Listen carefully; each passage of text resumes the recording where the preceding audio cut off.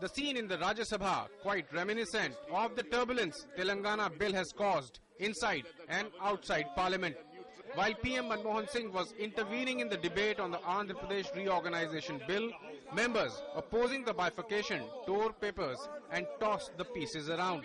The PM's speech, including any assurances he wanted to give to the residual state of Simandhra, got lost in the din and utter confusion that played out. But despite the din, the Rajya Sabha debate on the bill continued throughout, with members protesting in the well, even blocking each speaker as they put forward their views on the matter. Although Prime Minister Manmohan Singh agreed to give special status to Simandhra, he was able to speak only when MPs from Congress formed a cordon around him. The Home Minister has already mentioned the specific steps our government will take to address the concern of all regions of the state, particularly of Simandhra. I would like to make a few further announcements in this regard. First, for purposes of central assistance, special category assistance will be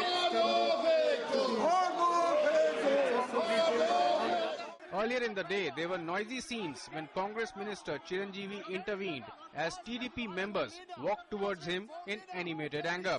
Congress party had to intervene to pacify the agitated TDP MPs. Earlier, the Rajya Sabha was adjourned repeatedly as members from Congress and BJP tried to reach an understanding in the way the bill was to be passed in the House. According to the sources, BJP relented only on the assurance that the Prime Minister will make a statement on the floor of the House guaranteeing a special package for Simandhra.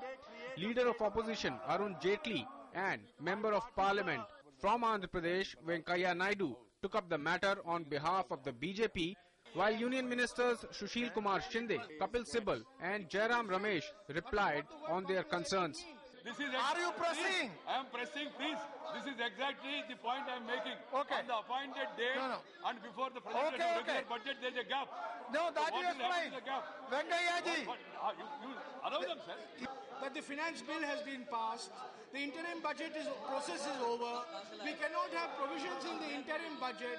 That is why we have made the provision for a gap between the notified date and the appointed day.